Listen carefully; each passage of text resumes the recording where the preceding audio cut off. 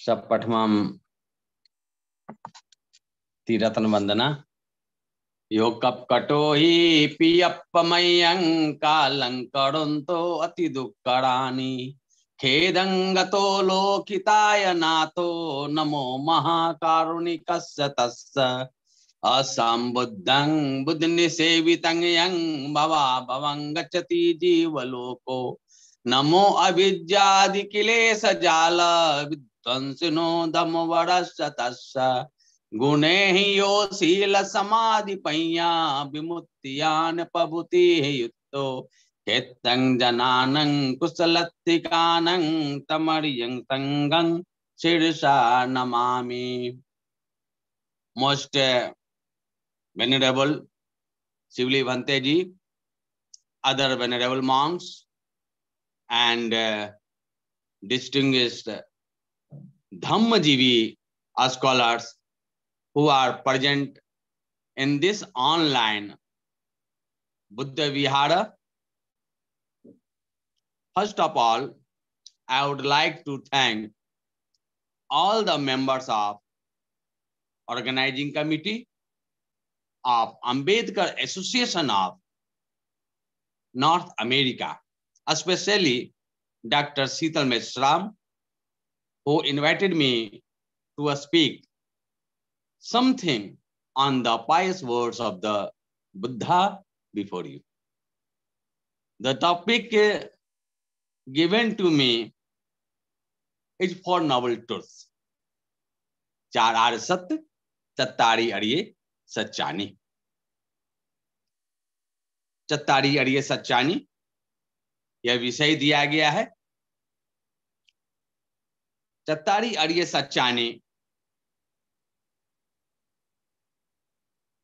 में 3 टर्म है, चत्तारी, अरिये और सच्चानी। बीच का जो टर्म है अरिये, वह सबसे महत्वपूर्ण है। अरिये को देखते हैं पहले। अरिये का हिंदी में आर्ज होता है, संस्कृत में आर्ज कहते हैं, अंग्रेजी में नोबल कहते हैं। यह अरिये शब्द पाली शब्द है। अरिये में 2 पद हैं, 2 टर्म्स है, अरि एंड य। अरि मीन्स एनिमी, शत्रु, दुश्मन। य मीन्स डिस्ट्रॉयर, नष्ट करने वाला। जो शत्रुओं को नष्ट करने वाला है, शत्रुओं पर विजय प्राप्त करने वाला है, शत्रुओं को छिन्न भिन्न करने वाला है, वह अरिय है। वह शत्रु कौन है, यह जानना महत्वपूर्ण है। वे कौन से शत्रु हैं जिनको छिन्न भिन्न करना है, जिनको नष्ट करना है, जिन पर हमें विजय प्राप्त करना है। ये जो शत्रु हमारे बाहर के नहीं, वे शत्रु हमारे अंदर के। वे शत्रु हमारे राग हैं, वे शत्रु हमारे द्वेष हैं, वे शत्रु हमारे क्रोध हैं, वे शत्रु हमारे अहंकार हैं, वे शत्रु हमारे ईर्ष्या हैं। जितने भी अकुशल धर्म हैं, जितने भी जो विकार हैं, जितने भी इम्प्योरिटीज हैं, वे हमारे शत्रु हैं, वे हमारे दुश्मन हैं। उन शत्रुओं को नष्ट कर देना ही हमारा लक्ष्य है, और उन शत्रुओं को जो नष्ट कर देता है वही अरिय है। यानी जिन्होंने राग को नष्ट कर दिया, जिन्होंने द्वेष को हटा दिया, जिन्होंने मोह को हटा दिया, जिसके अंदर ईर्ष्या नहीं है, जिसके अंदर क्रोध नहीं है, जिसके अंदर अहंकार नहीं है, वही अरिय है। और जो अरिय हो जाता है वह सत्य का साक्षात्कार कर लेता है। और वही सत्य आगे देखेंगे, 4 बतलाए गए हैं। इसलिए चत्तारी कहा गया, नपुंसकलिंग है सत्य, इसलिए सच्चानी है, इसलिए चत्तारी आया है। पुल्लिंग रहता तो चत्तारो आता, स्त्रीलिंग रहता तो चतस्सु आता, चूंकि नपुंसक लिंग है इसलिए चत्तारी शब्द का प्रयोग किया गया है। चत्तारी अड़िए सच्चानी, तो 4 सत्य है चत्तारी सच्चानी। और ये 4 सत्य जो है इसको जान कौन सकता है, वो अड़िए ही जान सकता है। इन सत्यों को जानने वाला सबसे पहला जो विश्व में जो मानव हुए, जिन्होंने भगवान का रूप लिया, जिन्हें हम भगवान के नाम से जानते हैं, वह बुद्ध है। इसलिए आर्य स्टैंड्स फॉर द बुद्ध, क्योंकि सबसे पहले उन्होंने ही इन सत्यों को साक्षात्कार किया, सबसे पहले उन्होंने ही इन सत्यों का खोज किया।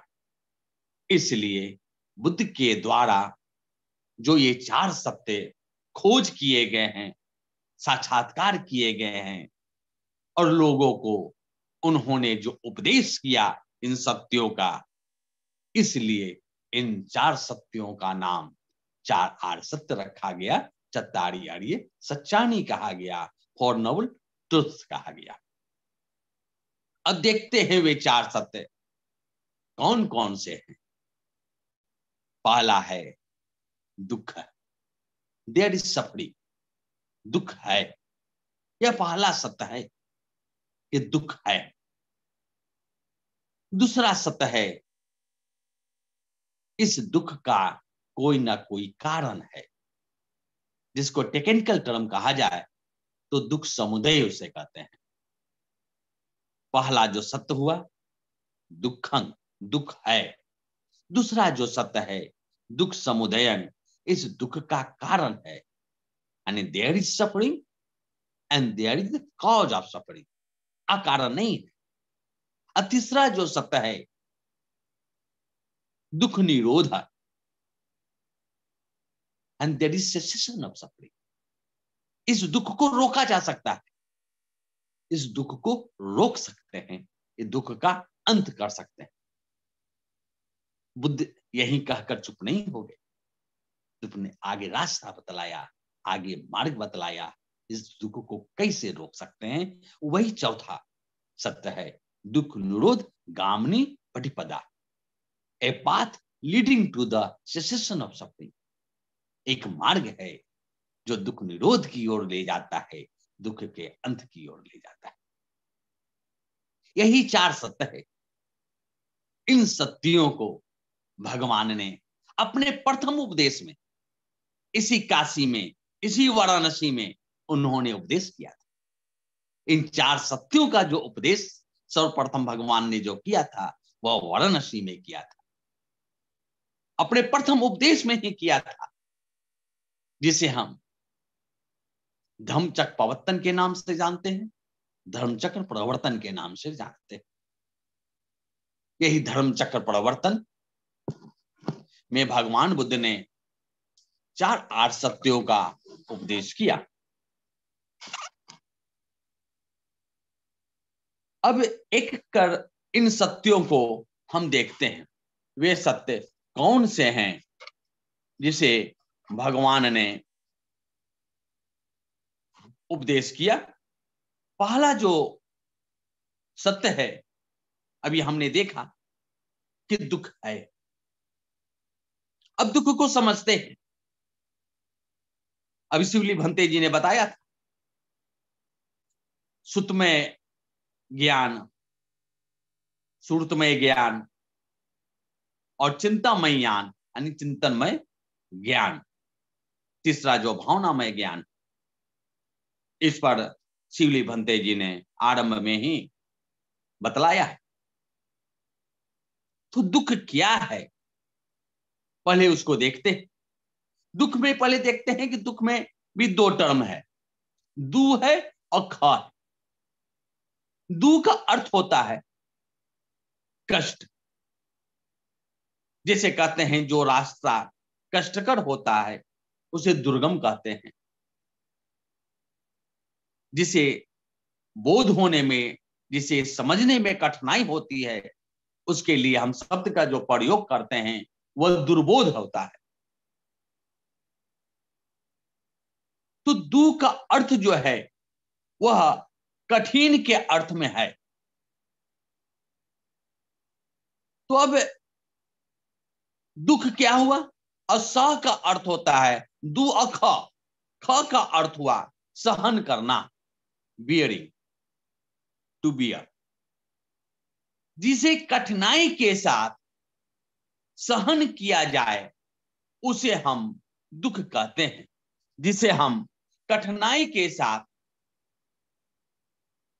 अपने आप को महसूस करें उसे हम दुख कहते हैं।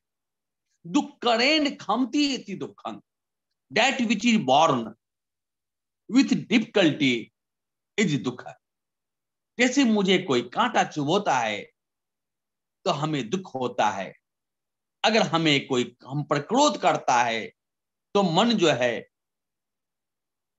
कठिनाई से, कष्ट से उसे सहन करता है, वही दुख है। यह हमारे सामने किन किन रूपों में प्रकट होता है उसे हम देखते हैं। यह भगवान बुद्ध का भी कहे हैं, पहला ही उपदेश है। तो दुख जो शुरू होता है, जहां हम जन्म लेते हैं, वहीं से दुख हमारा आरंभ होता है। बच्चा जन्म लेता है तो रोता हुआ ही जन्म लेता है। कोई भी बच्चा हंसता हुआ जन्म नहीं लेता, रोता हुआ ही जन्म लेता है। तो इसलिए बुद्ध ने कहा जाति पि दुखा, यानी जन्म से ही हम दुख का अनुभव करते हैं। दुख हमारा वहीं से आरंभ हो जाता है। आगे उन्होंने कहा जब बच्चा जन्म लिया फिर बूढ़ा भी वो होगा। तो जरा पी दुखा, बुढ़ापा दुख है।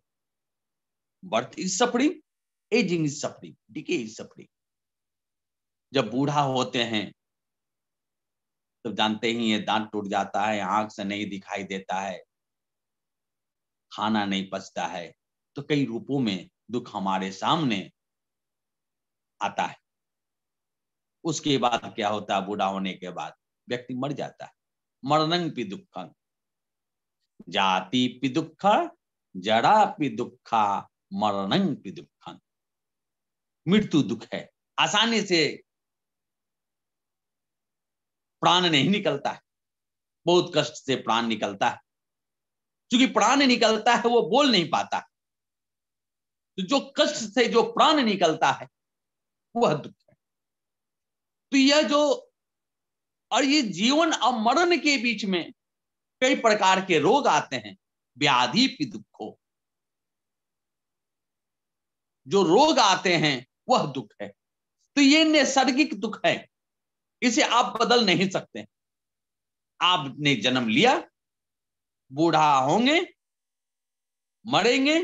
इस बीच में आप रोग, कई रोगों के, कई व्याधियों के शिकार होंगे। लेकिन इस जीवन मरण के बीच में हम कई संबंध बनाते हैं, प्रिय बनाते हैं, अप्रिय बनाते हैं। कुछ लोगों को अपना बनाते हैं, कुछ लोगों को पराया बनाते हैं, मित्र बनाते हैं, शत्रु बनाते हैं। जिसे हम प्रिय बनाते हैं, अगर वह हमसे बिछुड़ता है, वह अगर हमसे अलग होता है, तब हमें दुख होता है। पिए ही विपियोगो पी दुखो। जिसे हमने अप्रिय बनाया, उससे जब हमारा मिलन होता है, जब उससे हमारा संयोग होता है, तब हमें दुखी होता है।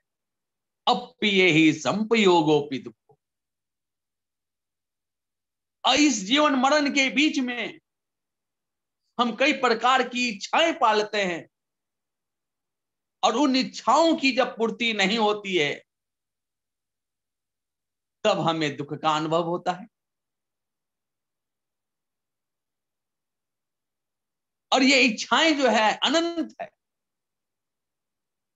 एक की पूर्ति होती है तो दूसरी इच्छा खड़ी हो जाती है, दूसरी पूर्ति होती है तो तीसरी इच्छाएं पूरी हो जाती है। इस तरह से इच्छाएं बढ़ती जाती है, और वह इच्छाएं जब पूरी नहीं होती है, तब हमें दुख का अनुभव होता है। इसलिए संक्षेप में बुद्ध ने कहा, संखितेन पंचुपादान खंदा दुखा। पंचखंड, ये जो शरीर है उसे पंचखंड कहा गया। रूप है, वेदना है, संज्ञा है, संस्कार है, विज्ञान है। इन्हीं पंचस्कंधों से ये मानव शरीर बना है। ये पंचस्कंध अपने आप में दुख नहीं है। बुद्ध के साथ भी रूप है, वेदना थी, संखार था, विज्ञान था, संज्ञा थी। बुद्ध के साथ भी पांचों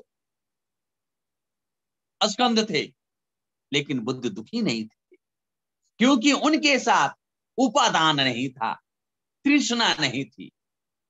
इसलिए कहा पंच उपादान खंडाती थे। पंच खंडा पे दुख नहीं कहा गया, पंच उपादान।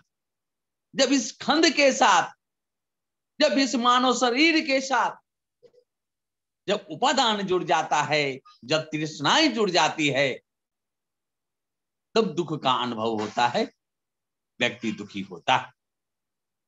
तो इस तरह से बुद्ध ने दुख को बतलाया कि इन इन रूपों में दुख हमारे सामने प्रकट होता है। कुछ नैसर्गिक है और कुछ प्राकृतिक है, और कुछ जो है हमने बनाया है। तो जो बनाया है उसे तो हम रोके, और जब वह रुक जाएगा तो जो पहला जो दुख बुद्ध ने बताया, जाति पी दुखा, जन्म लेना दुख है, उससे हमारी मुक्ति मिल जाएगी। तो जब अगला जन्म हमारा नहीं होगा तो हम दुख से मुक्त हो जाएंगे, यानी निर्वाण मिल जाएगा, तो अगला जन्म नहीं होगा और दुख से हमें मुक्ति मिल जाएगी। इसलिए कबीर दास ने कहा, कबीरा जब पैदा लिया, कबीरा जब पैदा लिया, जग हंसा हम रोए। यानी कबीर जब पैदा लिए, कह रहे हैं जब मैंने पैदा लिया तो पूरी संसार में खुशी जगी, लेकिन हमने तो रोते हुए जन्म लिया। कबीरा जब पैदा लिया, जग हंसा हम रोए। दूसरी पंक्ति है, ऐसी करनी कर चलो, हम हंसे जग रोए। ऐसे काम करो ताकि हमारे प्रस्थान करने के बाद दुनिया हमें याद करके, स्मरण करके रोए और हम हंसते हुए यहां से जाए। जब हमारे अंदर, आगे देखेंगे, जो कारण है दुख के, उन कारणों को जब हम नष्ट कर देते हैं, तब हम इस लोक से जब प्रस्थान करते हैं तो हंसते हंसते प्रस्थान करते हैं। हमारे अंदर कोई क्लेश नहीं रहता। ये तो हुआ प्रथम आर्य सत्य। अब दूसरा आर्य सत्य देखते हैं। यह जो दुख जो बतलाया गया है, यह अकारण नहीं है। ये जाति भी दुख भी, जन्म लेना भी जो दुख है, वह भी अकारण नहीं है। हमने ऐसे कुछ कर्म किए थे जिसके कारण हमने जन्म लिया। अगर हम निष्काम कर्म किए रहते तो हम इस लोक में आते ही नहीं, जन्म लेते ही नहीं। और जब जन्म नहीं लेते तो ना हमारे साथ जरा होता, ना हमारे साथ व्याधि होता, और नहीं मरण, ना हम किसी अप्रिय क्योंकि हमने जो जन्म लिया, और हमने जन्म क्यों लिया? क्योंकि हमने पिछले जीवन में निष्काम कर्म नहीं किया। तो इसी को बुद्ध ने बतलाया दूसरे आर्य सत्य में, जिसको हम दुख समुदय कहते हैं। There is a cause of arising of suffering. ये जो दुख उत्पन्न हो रहा है उसका कोई ना कोई कारण है। और वह कारण क्या है? वह कहते हैं वह कारण तृष्णा है, तन्हा है। पाली में उसको तन्हा कहते हैं। जो तृष्णा है वह दुख का कारण है। और यह जो तृष्णा है, अभी हमने देखा, एक बार में शांत नहीं हो जाती। एक इच्छा पूरी होती है, दूसरी खड़ी हो जाती है। उसको बुद्ध के से दो में ही देखते हैं। यायं तन्हा पुनोभविका नंदी राग सहगता तत्र तत्रा विनंदनी सही थी दंग काम तनहा भव तनहा विभव तनहा। ये बुद्ध ने बतलाया कि ये जो तृष्णा है, यायंग, या प्लस अयंग, अयंग मन यह, या मन जो, यह जो तृष्णा है पुनो भविका, कौन मने पुनः, बारंबार, उपभविका, पुनः पुनः बारंबार उत्पन्न होने वाली, एक बार ये तृष्णा उत्पन्न होकर नष्ट नहीं हो जाती। एक तृष्णा शांत होती है, दूसरी तृष्णा खड़ी हो जाती है, बारंबार यह तृष्णा उत्पन्न होते रहती है। यायंग तन्हा पुनोभविका, इसका लक्षण क्या है? नंदी राग सहगता, नंदी मन आनंद इसमें लेता है, तृष्णा का यह लक्षण है। राग से यह युक्त होता है।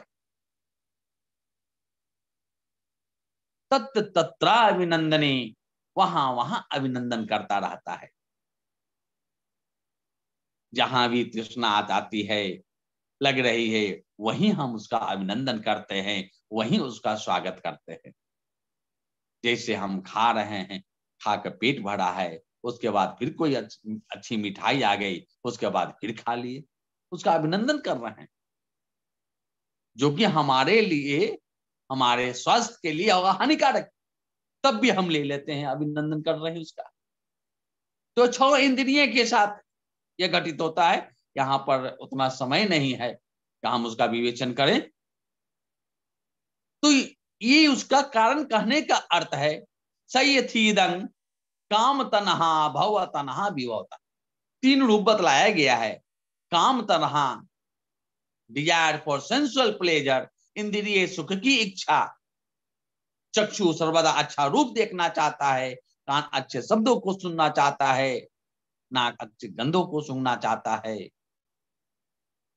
जीवा रसास्वादन करना चाहता है, अच्छे रसास्वादन करना चाहता है, काय अच्छा स्पर्श करना चाहता है, मन जो विचार करता है, अपने अनुकूल विचार करना चाहता है।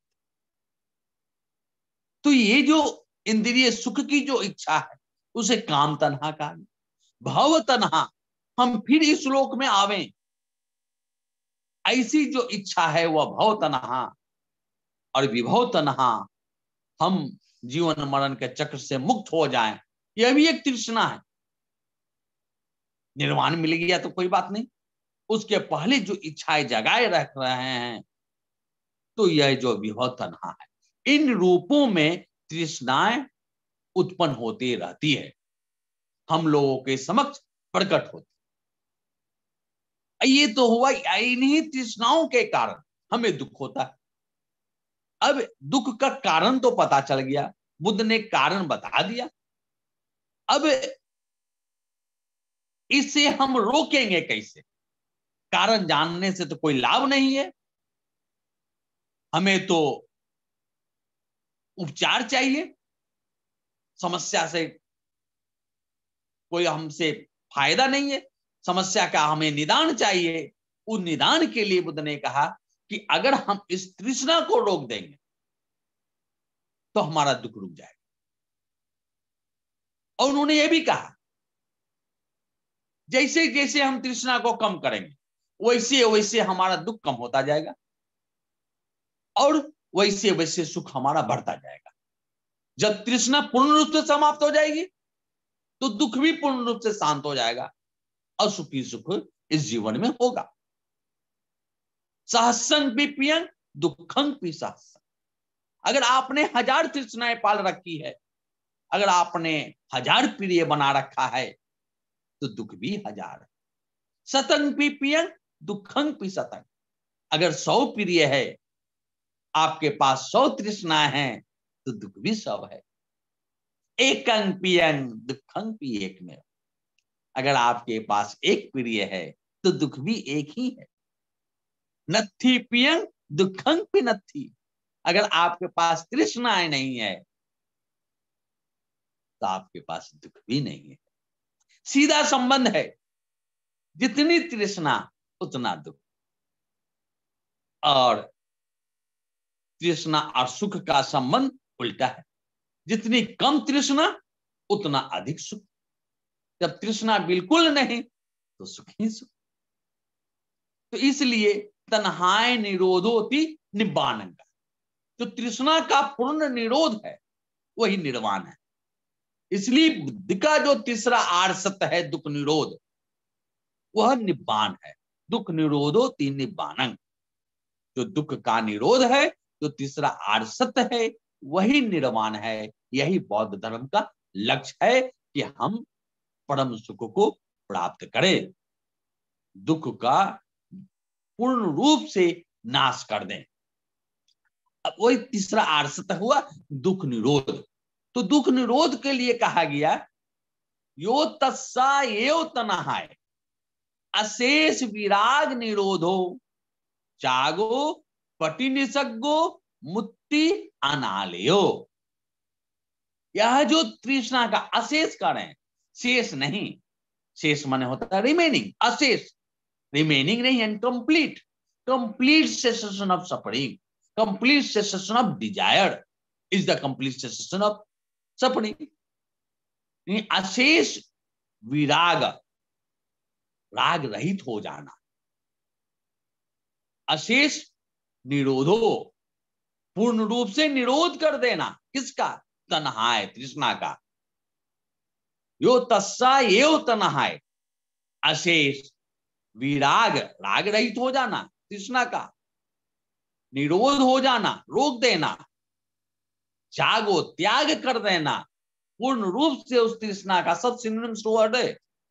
पटि निसर्गो, प्रति निसर्ग कर देना, हटा देना, मुक्ति, मुक्ति पा लेना उस तृष्णा से, अनालयो, उसका नष्ट कर देना ही दुख निरोध है। कहने का अर्थ है जो तृष्णाएं है उन तृष्णाओं को पूर्ण रूप से नष्ट कर देना ही दुख निरोध है, वही निर्वाण है। ये बुद्ध ने बताया। फिर आगे देखते हैं कि इस कहने से तो तृष्णाएं नष्ट होगी नहीं, तो बुद्ध ने कहा इसके लिए एक मार्ग बतलाया। इस मार्ग पर चलोगे तो धीरे धीरे धीरे धीरे करके तृष्णाएं तुम्हारी शांत हो जाएगी, तृष्णाएं नष्ट हो जाएगी।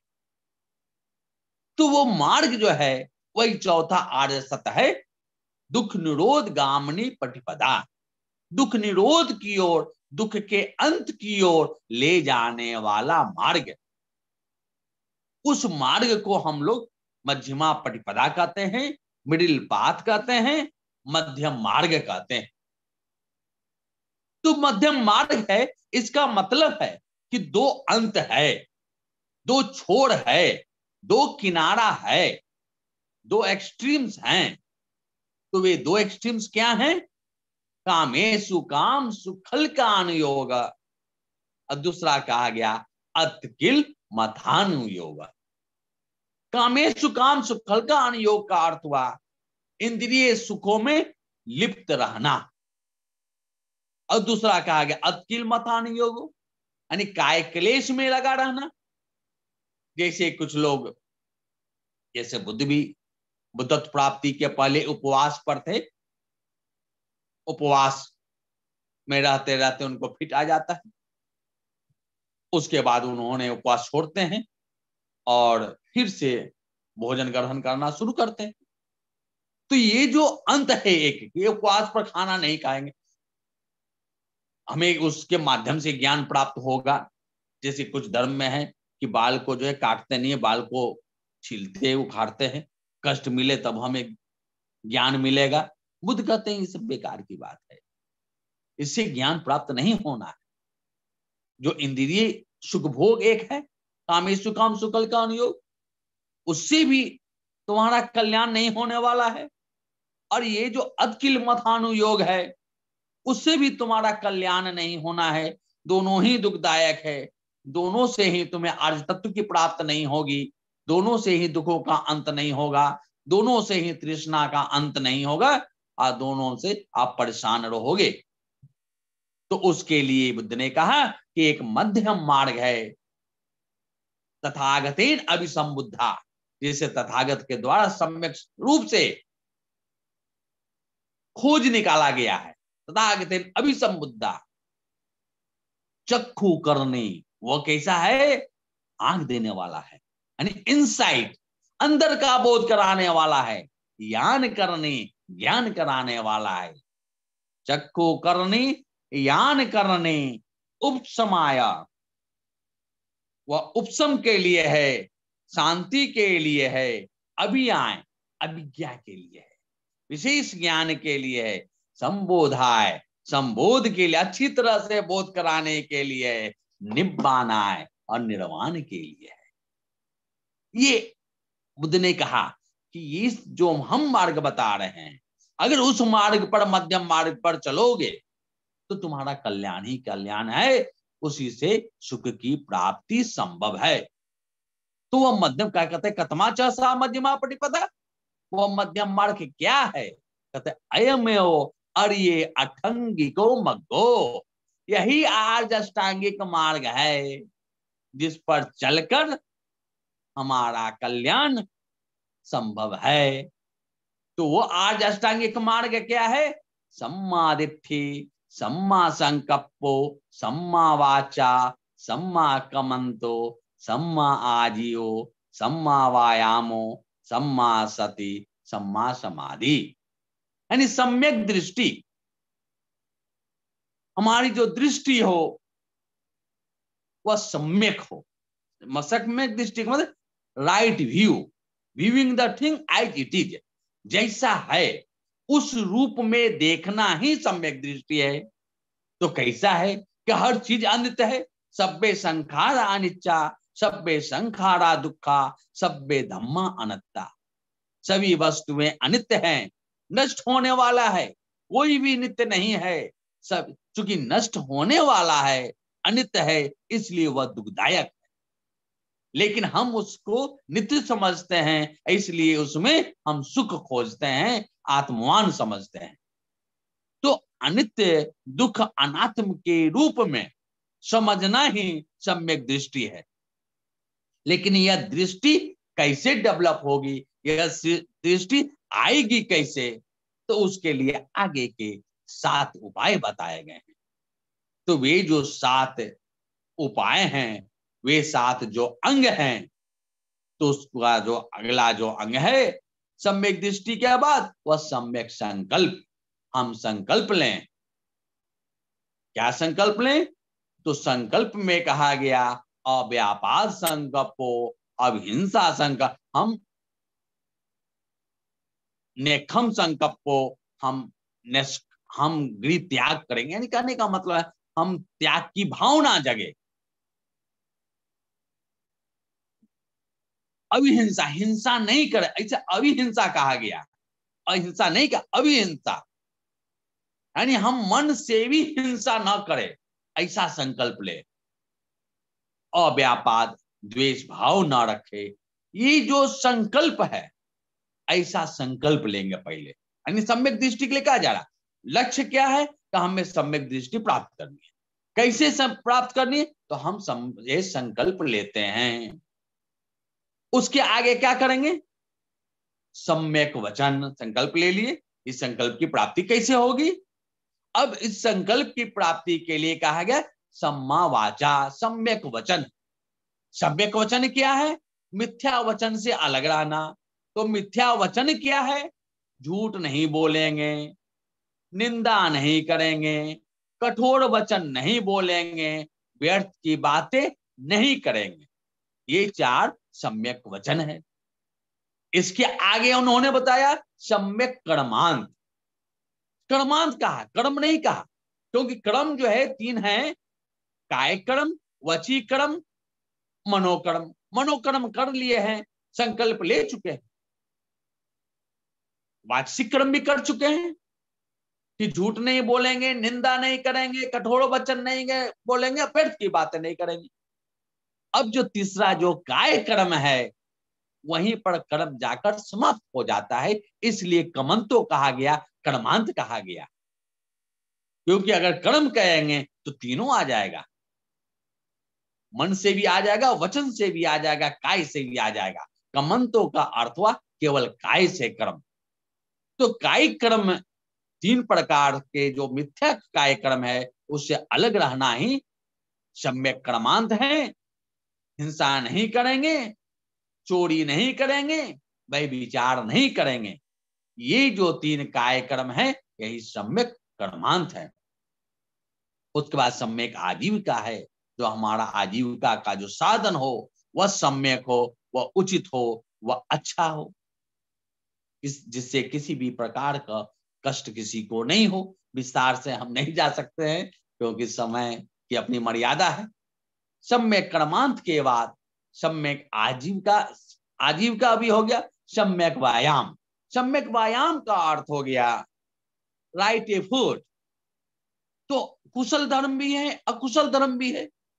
तो जो अकुशल धर्म है हमारे अंदर प्रवेश कर गया है तो प्रयास होना चाहिए कि वे अकुशल धर्म हमारे अंदर से बाहर निकले।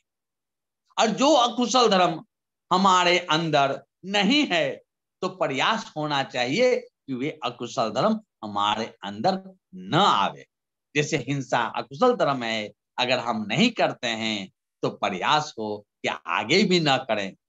अगर झूठ बोलते हैं वह भी अकुशल धर्म है, अगर हम बोलते हैं तो प्रयास हो कि हम आगे से झूठ न बोले।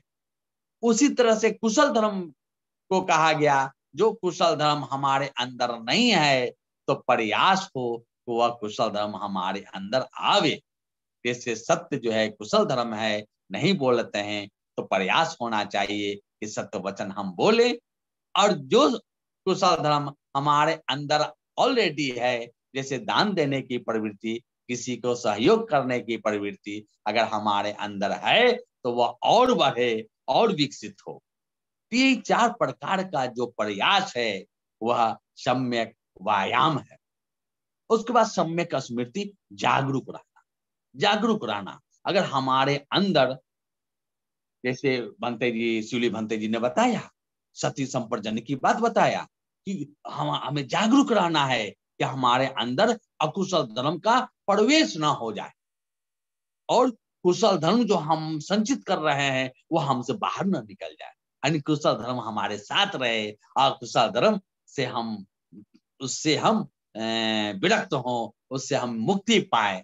ये जो है इसके प्रति जो जागरूक रहना, एकदम अटेंटिवनेस, जो अटेंटिव रहना, हमेशा जो है अलर्ट रहना, वही जो है माइंडफुलनेस है। राइट माइंडफुलनेस उसी को कहते हैं, सम्यक स्मृति कहते हैं। और जब ये बातें आ जाएगी तो धीरे धीरे मन हमारा खुद एकाग्र हो जाता है। वही सम्यक समाधि है, चित्त की एकाग्रता, राइट कंसंट्रेशन।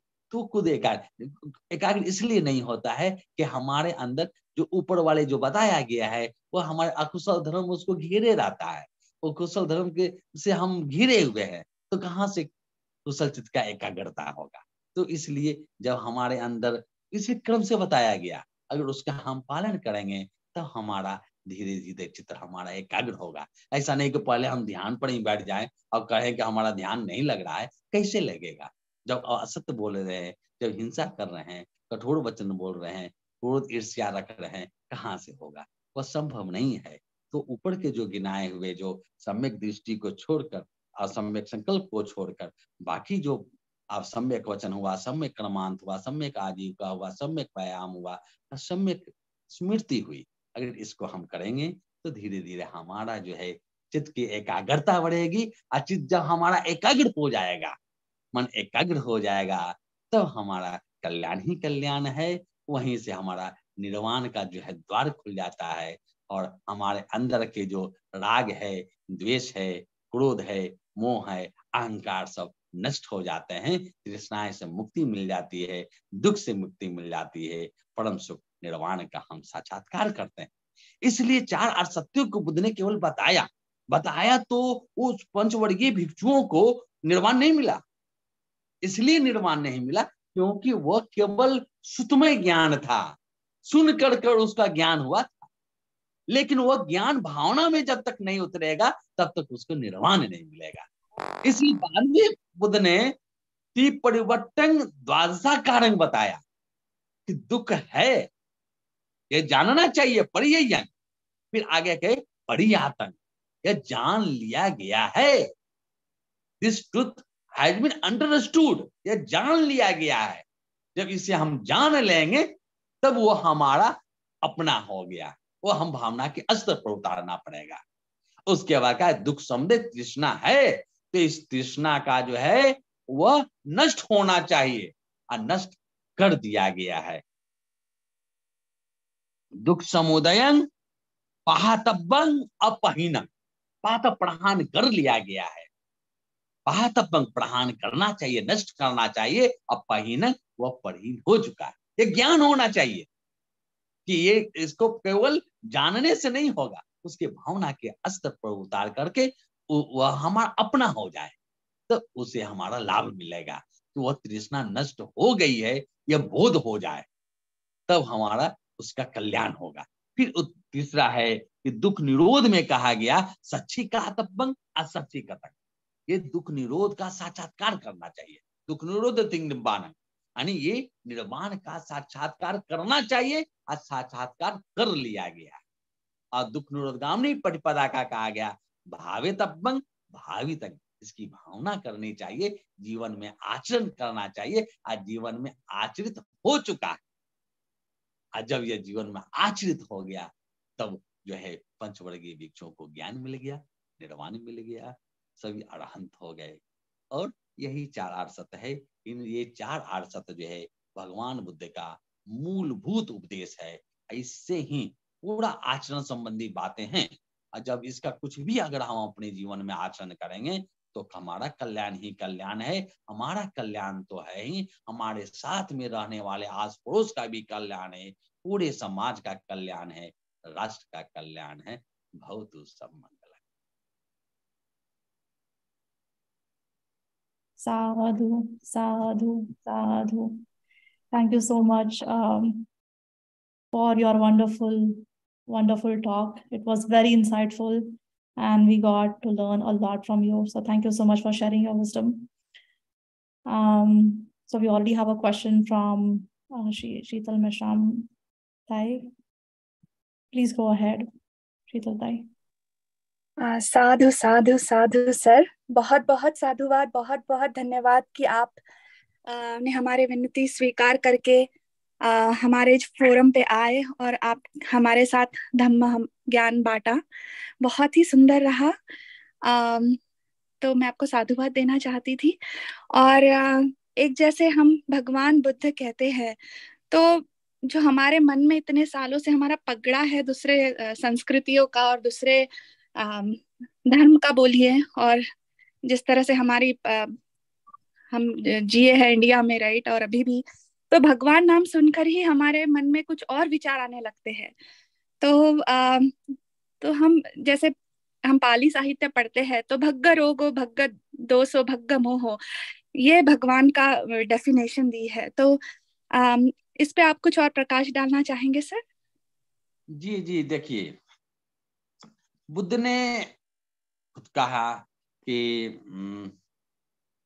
ये बुद्धा अधीचा च ये च बुद्धा अनागता पचुपन्ना च ये बुद्धा अहं बंदामि संपदा। बुद्ध ने कभी नहीं कहा कि मैं अकेला बुद्ध हूं। अतीत में भी बुद्ध हुए हैं, भविष्य में भी बुद्ध होंगे, वर्तमान में भी जो बुद्ध विचरण कर रहे हैं उन सब को प्रणाम है, उन सब का वंदन है। तो कहने का अर्थ है जिस किसी ने भी राग को हटा दिया, जिस किसी ने भी द्वेष को हटा दिया, जिस किसी ने भी मोह को हटा दिया, वह बुद्ध बन गया और उसके सारे विकार नष्ट हो गए। वो कल्याण ही कल्याण करेगा। वही भगवान है, वही भगवान है। सीधी सी बात है। ये कहीं भी देखे में नहीं गए, वो बुद्धं शरणम गच्छामि कहा है। जिस कहीं नहीं कहा गया गौतमं बुद्धं शरणम गच्छामि, कहीं बुद्ध ने नहीं कहा गौतम बुद्ध की शरण जाता हूं। बुद्ध की शरण जाओ, जो कुछ भी प्रकाशमान हो गया है, जिसने भी राग हटा दिया है, जिसने भी द्वेष हटा दिया है, मोह हटा दिया है, वह तुमको सही रास्ता दिखाएगा। उसकी शरण में जाओ, वही भगवान है। बहुत बहुत साधुवाद सर।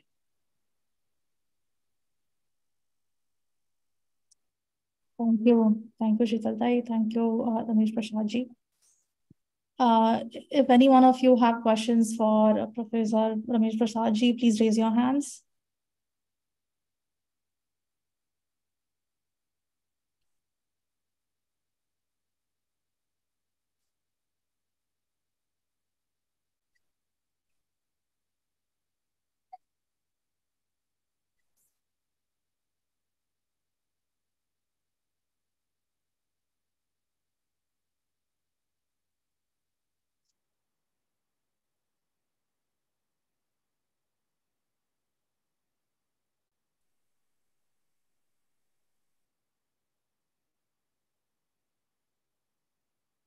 Okay,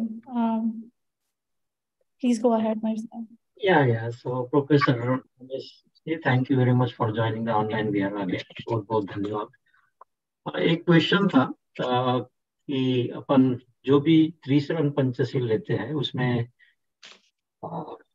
जो निगेटिव क्या बोलते हैं, नकारात्मक भावना से अपन लेते हैं कि ये मैं नहीं करूंगा, ऐसा नहीं करूंगा, वैसा नहीं करूंगा, तो उसमें पॉजिटिव से अपन क्यों नहीं बोलते सर? क्योंकि वो कि मैं मारूंगा नहीं, मैं झूठ नहीं बोलूंगा, ऐसा नकारात्मक पंचशील क्यों है, यानी पॉजिटिव क्यों नहीं आ रही है? बहुत बढ़िया, बहुत बढ़िया। अब जो पॉजिटिव चीज है ना सर, तो उसके लिए कहने की जरूरत ही नहीं है। जैसे कोई व्यक्ति सत्य बोल रहा है, क्या उसे कहेंगे कि सत्य बोलो? वो तो खुद सत्य बोल रहा है। तो जो गलत बोलता है ना, जो झूठ बोल रहा है, तो उसे हम मना करेंगे ना कि तुम झूठ मत बोलो। जो सही रास्ता पर चल रहा है उसको क्यों कहेंगे कि, तो अब उसको क्या बोलेंगे? वो तो सही रास्ता पर चल ही रहा है। जो गलत रास्ता पर चल रहा है उसे कहेंगे ना कि सही रास्ता पर चलो। इसलिए बुद्ध ने जब उपदेश देते हैं तब ना कहता है लोग, जैसे अंधे को आंख दिखा दिया, ढके को उघाड़ दिया, है ना। तो इसलिए वो कहा गया। अब जैसे हिंसा कर रहा है तब उसको कहेंगे हिंसा मत करो।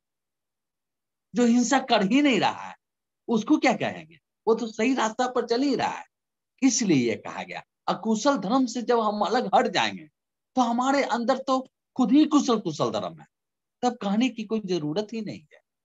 तो हम खुद ही भगवान हो गए। भगवान हम तब नहीं है जब हमारे अंदर कुशल से हम अलग हट रहे हैं। अब कितनी मात्रा में हट रहे हैं ये निर्भर करता है। जो जितनी मात्रा में हमने हटा उस मात्रा को हटाना होगा। तो उतनी मात्रा से हमने कुशल धर्म से अलग है, अकुशल की ओर जा चुके हैं।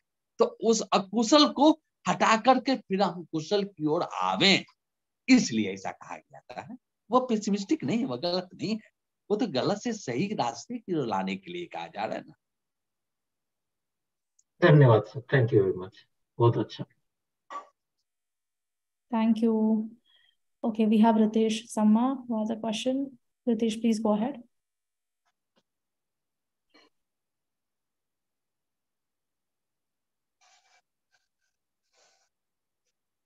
You can unmute yourself and ask the question, please. Yes. Am I audible? Yes. जी।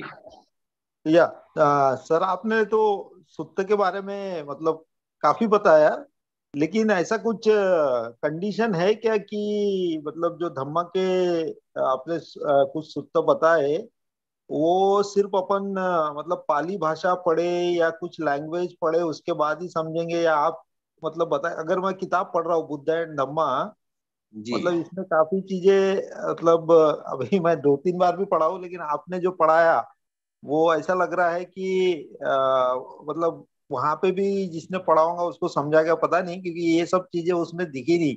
तो मोस्टली हम ज्यादा से ज्यादा बुद्ध एंड धम्मा से ही मतलब ज्यादा समझते हैं। जी और सर, हाँ, हम आपको सब बताएं कि हम जो है ना यूट्यूब पर अगर जाएंगे उसमें प्रोफेसर रमेश प्रसाद अगर टाइप करेंगे तो हाँ प्रोफेसर रमेश प्रसाद करके यूट्यूब पे मेरा चैनल है सर।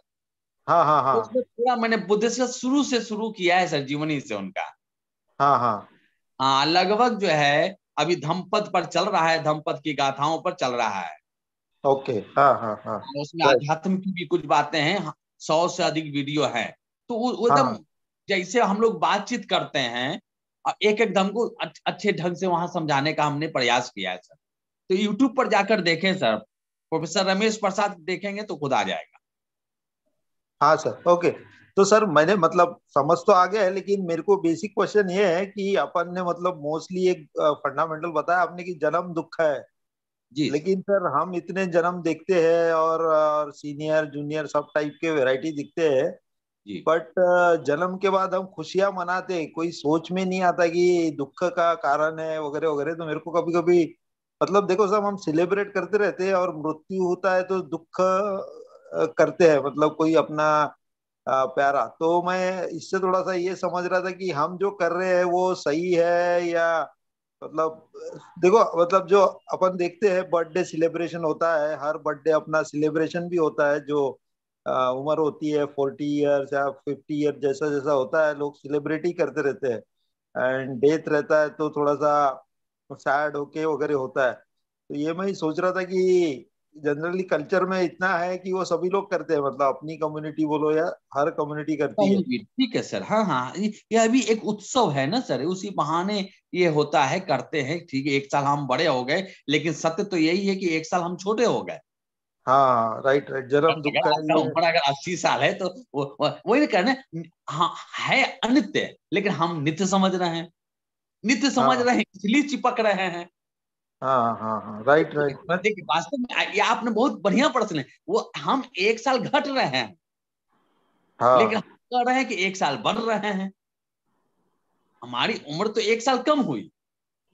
हाँ हाँ अगर हम 60 के हैं, अगर हमारी आयु 60 वर्ष है, तो एक साल तो हमको 59 हो गया, हमारा 58 हो गया। लेकिन हम और कह रहे हैं कि नहीं, आगे की ओर बढ़ रहे हैं। लेकिन आगे हाँ की ओर तो बढ़ रहे हैं, लेकिन हमारी उम्र घट रही है। हाँ सर, जैसा उम्र घट रही रहती है और जैसे हम ओल्ड होते हैं तो पेन वगैरह, बॉडी पेन, काफी चीजें दुख की वो ओर तो ही आएगी जाती ही हैं। सर, वो आएगी ही। लेकिन ऐसा नहीं है कि नहीं मनाना चाहिए, मनाना चाहिए सर। मूल से बुद्ध ने इस सब चीज से मना करने को नहीं कहा, उसको मनाते रहना चाहिए, प्रसन्न रहना चाहिए। लेकिन हमारे अंदर राग द्वेष कलेश नहीं करना चाहिए, राइट राइट राइट राइट, अहंकार नहीं जगना चाहिए। ऐसा नहीं अब उत्सव मना रहे हैं, ये अहंकार के लिए नहीं, दिखावा के लिए नहीं होना चाहिए सर। मन की प्रसन्नता के लिए होना चाहिए। ये नहीं कि अब वो उतना कर रहा है कि हम उससे बड़ा करके दिखाएंगे। वो अहंकार भाव आ गया तो बेकार है सर। वो यस सर, यस। प्रसन्नता असली प्रसन्नता नहीं है, वो तो दिखावा हो गया सर।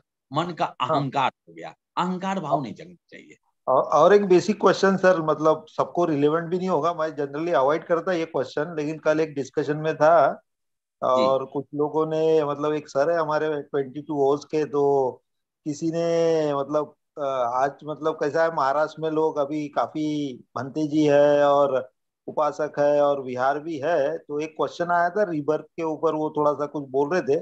मैंने कुछ जी बोला नहीं, मैं सुन रहा था, तो समाउ दे ट्राई टू मतलब वो ऐसा हाईलाइट कर रहे थे कि रिबर्थ का कंसेप्ट is not there, मतलब लेकिन many Buddhist the Theravada Mahayana में भी शायद many people do highlight more on rebirth, and मतलब I'm not saying मतलब he is right or something, but if someone wants to मतलब anyway someone will come across this, so is it too better to ignore or is there really right way to मतलब avoid discussion on this topic, or really we should get into depth because there are so many ways to come out of suffering than only discussing or debating on some complex topics like rebirth, or just to understand मतलब बिल्कुल if बिल्कुल बिल्कुल from sir. my side I did बिल्कुल not बिल्कुल। discuss, I was just listening, but just to get the idea because नहीं it नहीं, बिल्कुल will सही कहा सर। जैसे कि एक पोटपाद सुत है, पोटपाद हाँ ब्राह्मण कहता है, भगवान बुद्ध से 10 प्रश्न करता है। सत्सतो हाँ लोकोतीवा, असत्सतो लोकोतीवा, है ना। हाँ हाँ अंतवा लोकोतीवा, अनंतवा लोकोतीवा, तन जीवं तन शरीरं तीवा, अयं जीवं अयं शरीरं तेवा, होती तथागतो परम मरणातीवा, न होती तथागतो परम मरणातीवा, होती च न चो होती तथागतो परम मरणातीवा, अन्य होती न न होती तथागतो परम मरणातीवा। ये 10 अव्याकृत प्रश्न है।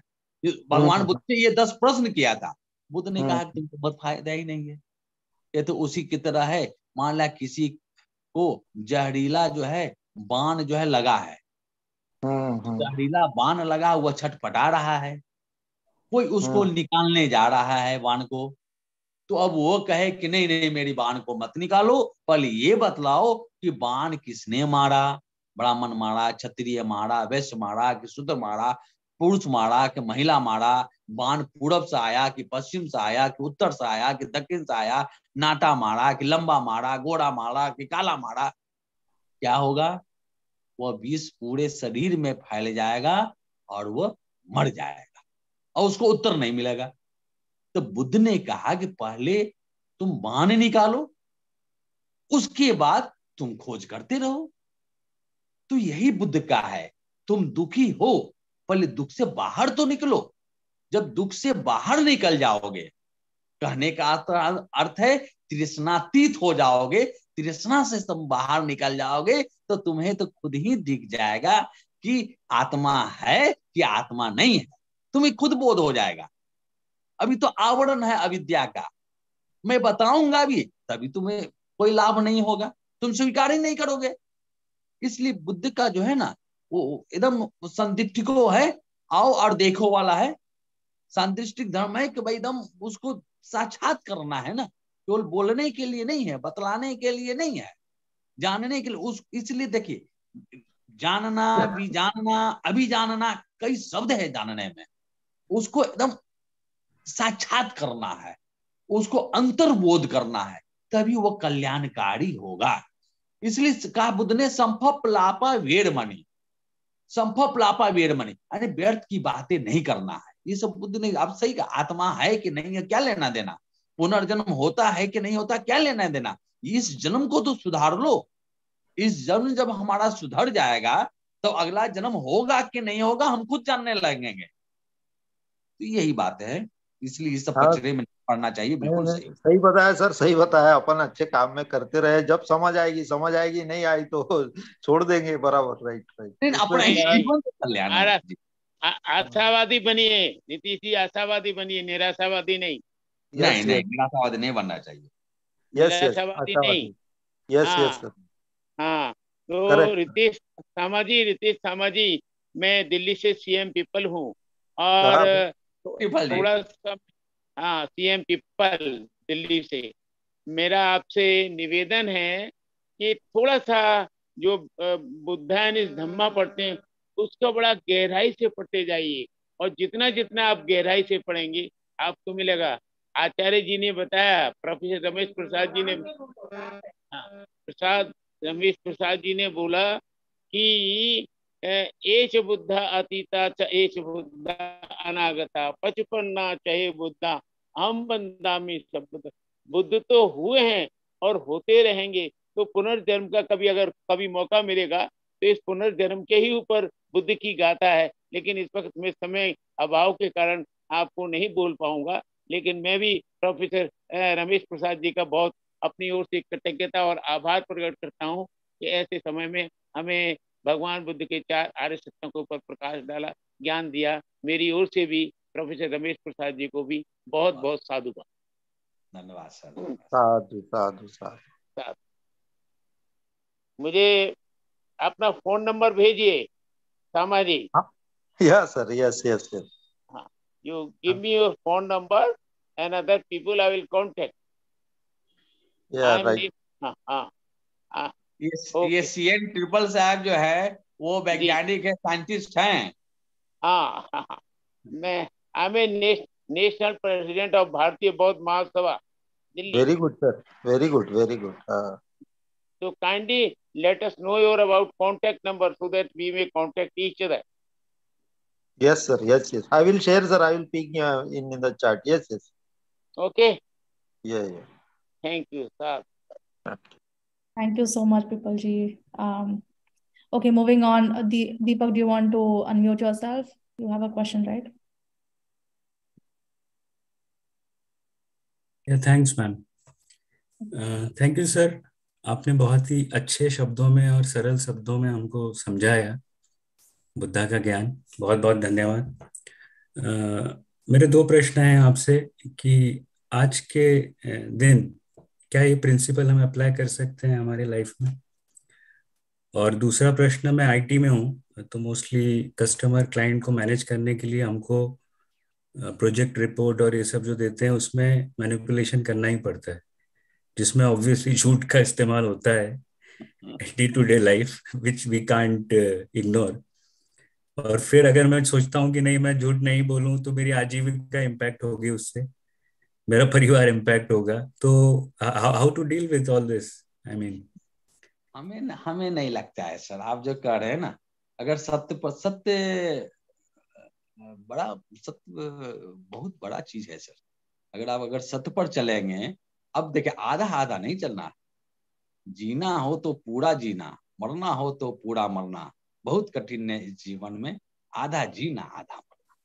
आप सोचेंगे कि हमारे लाभ के लिए तो हम झूठ बोल दें, दूसरे के लिए आप सत्य का करें, वो चीज नहीं है। अगर सत्य का आप आधार ले रहे तो पूरा सत्य बोले, ऐसा नहीं बहुत समझेगा, आज न कल समझेगा वो। और वो जो देखता है कि सत्य कौन बोल रहा है कौन नहीं बोल रहा है। अब सत्य का सहारा लें, बहुत आगे जाएंगे। असत्य का सहारा लेके बहुत आगे नहीं जा सकते हैं ना, संभव। कुछ क्षणिक लगता है लेकिन वो बढ़ नहीं पाएगा। सत्य का सहारा ले, वो आपका जो प्रकृति है ना, वो आपके साथ जुड़ जाएगी। आप सत्य सहारा लेकर के तो देखें, अंदर की शक्ति आपके साथ चलेगी। एक दूसरे जो उसके जो बॉस जिससे आप डर रहे हैं ना, वो उसके दिल को छुएगा, वो बात वो समझेगा, वो हार्म नहीं पहुंचाएगा ना, हमें नहीं लगता है। तो आप कहते हैं कि ये पूरे एप्लीकेबल है प्रिंसिपल्स आज की डेट में भी? बिल्कुल बिल्कुल पूरे एप्लीकेबल है, लेकिन वही क्या है ना, लोग अप्लाई नहीं करता है। और अप्लाई करना, अब सोचता है कि आज एक बोल दिए सत्य, अब 1000 झूठ बोल रहे हैं, तो 1000 झूठ नहीं ना, सत्य है तो सत्य की राह पर चलेंगे ना। सत्य की राह पर चलते रहेंगे तो उसका फल मिलेगा, फल बहुत मीठा मिलेगा। हो सकता है थोड़ा विलम्ब हो, थोड़ा सा हो, लेकिन उसका फल बहुत स्वादिष्ट है, एकदम एप्लीकेबल है। बुद्ध का तो यही तो है, बुद्ध का पूरा सिद्धांत ही एप्लीकेबल है। आज जितना अधिक अप्लाई कीजिए जीवन में, उतना ज्यादा कल्याणकर है, सुखप्रद है। लेकिन सर ऐसी कंडीशन आती कि जहाँ बोलना नहीं, मतलब अवॉइड करना है, तो मतलब अगर अवॉइड कर दे, मौन रहे ना, तो मौन भी तो कहते हैं बुद्ध, मौन रह जाए, हाँ मौन में रह जाए, मौन राइट रहे राइट। ना। जहां ना बोलना हो तो जरूरी है बोलना, ना बोले, मौन रहे। नहीं सर, आईटी में तो बात ही करना रहता है, that is the communication is the key. नहीं, तो आप गलत हमारे नहीं, इसमें तो देखिए, पॉसिबल अगर नहीं आप है। गलत भी बोले, आज गलत भी एनीवे, बोले हैं तो फिर आज न कल पकड़े जाएंगे। अमेरिका में तो इस वक्त दिन है। गलत बोल के आप बहुत आगे नहीं जा सकते हैं, वो पकड़ में तो बात आएगा गलत ही। बोलने की नहीं है, मैं नहीं बोलूंगा, मेरी जगह दूसरा आके वो मैनेज करेगा प्रोजेक्ट, वो they will continue the show definitely. But just thinking loud कि are these principles applicable in today's world also, because it is full of applicable है सर, 100%। 99% नहीं, ये 99% of the people नहीं, uh, हमें ये बताएं सर, ये जो बुद्ध ने कहा, तो उस समय जो बोला था, तो उस समय भी वही भी है, वही आज भी है। एस नहीं धम्मो सर, सनातन है बुद्ध का। समय ऐसा बदल नहीं गया सर, बुद्ध, तब नहीं नहीं, अलग एकदम थे। प्रासंगिक, हर समय प्रासंगिक है सर, हर समय प्रासंगिक है। अगर आप कॉन्टेक्स्ट चल कर तो देखें सर, बुद्ध का जो मुझे, आचरण प्रधान है, चल कर देखें सर। अगर नहीं, अगर आपको लाभ मिलेगा तब हमसे कहिएगा, लाभ एकदम मिलेगा, लेकिन आधा आधा में नहीं चलेगा सर, पूर्ण रूप से स्वीकार करना पड़ेगा। मेरा ऐसा मानना है sir, definitely with due respect to you, कि आज के कॉन्टेक्स्ट में, आज के जमाने में ये चीजें if you follow and if you apply, तो you will be out of the business, you will be, मतलब आप अलग हो, फिर आप समाज से अलग हो फिर, क्योंकि समाज क्या है, इंसानों से ही बनता है, करेक्ट? जी और जी। आप उस समाज से अलग हटके जा रहे हो कहीं और, फिर then you will be out of. नहीं नहीं सर, समाज आपको पहचानेगा सर, ऐसा नहीं है, समाज पहचानेगा, समाज जानेगा। हो सकता है पहले उसको लग रहा है कि झूठ बोल रहा है, बेकार है, ये है, इसलिए कहना कुछ समय लगेगा, लग सकता है थोड़ा समय, लेकिन वो ऐसा नहीं है। लेकिन फिर समझाने का एक तरीका भी होना चाहिए। आप सत्य बोले, उसके साथ साथ बताएं कि ऐसी नहीं ऐसी सर, बातें हैं। लेकिन सर ये जो मतलब मैं भी ट्राई टू अलाइन कर रहा हूँ, मतलब सही नहीं बोल रहा हूँ कि झूठ बोलना चाहिए, लेकिन देखो सर, सिद्धार्थ गौतम जब वो वॉर के अगेंस्ट कर रहे थे, तो उनके अपोजिशन में मतलब 15 जो अदर ग्रुप थे उनको मतलब गलत भी था तो अपोज किया था, जब लेकिन बुद्ध को छोड़ना पड़ा और इतने समस्याएं से जाना पड़ा कि पूरा त्याग करना पड़ा। जबकि बहुत चीजें ऐसी रहती है कि ग्रुप में अगर हम सत्य बोले तो जो अपोजिशन रहता है just to protect them, hide them, मतलब ये जो बोल रहे हैं ना इंटरनली ये चलता है। मैं ऐसा बोल रहा हूँ क्योंकि हम तो सिद्धार्थ गौतम जैसे रहते भी नहीं, तो हमारी इच्छा वो सबको छोड़ना पड़े या पूरा ग्रुप हमारे अपोज में काम करे, मतलब ये अभी भी हो सकता है ऐसा। मैं इनडायरेक्टली मतलब मेरे तरफ से तो ज्यादा सच ही निकला, लेकिन कभी हुआ तो मैं दूसरी जगह चले गया, ये सब एडजस्ट करते रहा तो मेरे को कभी कुछ लगा नहीं। लेकिन ये जो मुझे इनसे लग रहा है कि ऐसा कोई कर सकता है वो अदर ग्रुप की, अरे हमारा हमने जो गलतियां की है ये सबको बता देगा तो हमारा पूरा नुकसान हो जाएगा, कैसा छुपा सकते हैं वगैरह, ये इनडायरेक्टली जो ट्राइंग टू हाइड मेरे को जैसा लग रहा है। मतलब लेकिन देखा है नहीं सर, मैंने भी धीरे कई धीरे जगह। धीरे सर करेंगे तो धीरे धीरे हमारा हो जाएगा, होता है सर, धीरे धीरे करेंगे तो होता है। हाँ। हाँ, जैसे सर यूनिवर्सिटी में हम तो सर ये जो है जिस यूनिवर्सिटी में मैं पढ़ रहा हूँ तो संस्कृत यूनिवर्सिटी है, जानते ही हैं। तो ब्राह्मणों का यूनिवर्सिटी है, लेकिन हमें कभी अब मैं झूठ का सहारा नहीं लेता हूँ, मैं झूठ नहीं बोलता हूँ सर, मैं सत्य बोल रहा हूँ। हम्म। और लेकिन यही है, कभी कभी हमको बुरा कहाँ मानते हैं लोग, थोड़ा सा कुछ क्षण के लिए जरूर बुरा उसके लगता है, लेकिन मैं डायरेक्ट बोलता हूँ, जो चीज बोलना रहता है सामने बोलता हूँ। लेकिन अब लोग जान भी गए हैं, तो जान गए तो और सम्मान ज्यादा कर रहे हैं। बाकी लोगों से ऐसा नहीं है, वो समय थोड़ा लगता है, उसको लगता है कि झूठ बोल रहा है, ये कर रहा है, लेकिन थोड़ा प्रयास करना चाहिए, प्रयास करना चाहिए, हमें तो ये लगता है। Great great, thank you sir, thanks for your kind words. बहुत बहुत धन्यवाद आपका। धन्यवाद। Okay, thank you so much. Thank you so much for answering the questions, for addressing the questions. Does anyone else have anything? Please raise your hands.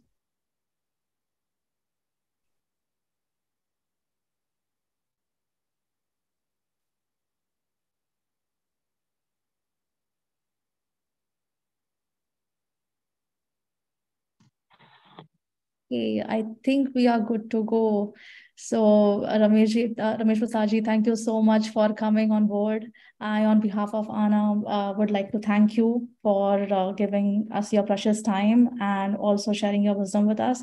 It was really, really insightful and very, very helpful to everyone. So, thank you so much for coming on board. If you could share your contact with everyone here, that would be great. So, if anyone needs to reach out to you, they can do that in person directly. तो आप